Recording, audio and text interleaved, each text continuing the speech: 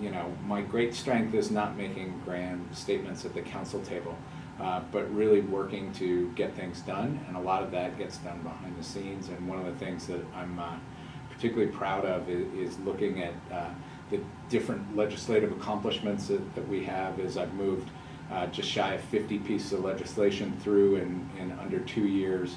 But I'm running very specifically for a couple of different reasons. One is I look at our city, and the biggest issue that we face right now is affordability, and that's, you know, not just for the people that live here, but the people that have to commute in here and you know, create all the traffic that I hear about from residents all the time. I think being able to talk about a really complex, interrelated set of things like transportation, housing, housing costs, taxes, all of those things came out the other day. You know, student enrollment went up again last year, and if you look at all of the buildings that have been built downtown and the 2 new dormitories that have been built in the last 10 years, you know, the number of bedrooms that have been added to our total housing stock almost exactly matches the increase in enrollment over that same period. So we are not adding housing stock. I mean, students are going to be in the same position that young professionals and young families are in, which is they're going to be outbid for properties by people that want to have an Airbnb so they can lease out a house for a football game.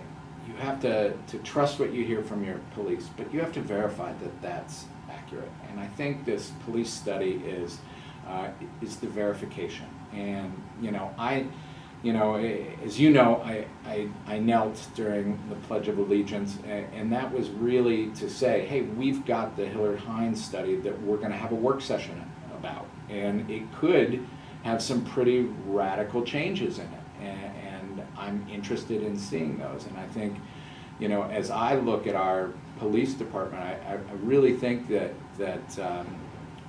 we have a pretty exemplary department, but that doesn't mean that there's not a lot of room for improvement. How we communicate, how we deal with folks who look different or speak differently than we do.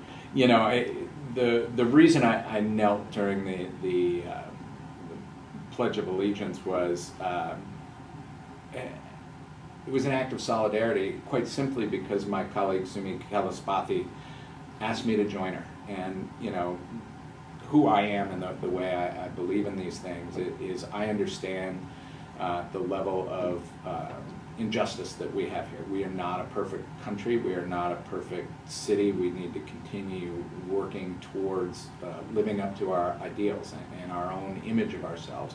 You know, I think the message I always try and leave with people is I don't self-identify as a politician. You know, I'm not soundbite friendly. I don't enjoy kind of the speaking on camera aspect of things, but what I am is a professional, and I'm extremely thoughtful about how I approach issues. And I think my background as an urban planner working in local governments means that I know how to get things done. It's not very sexy to say that you're the kind of work a day candidate that's going to get stuff done, but that's what I do, and that's who I am, and that's why I ask people to support me.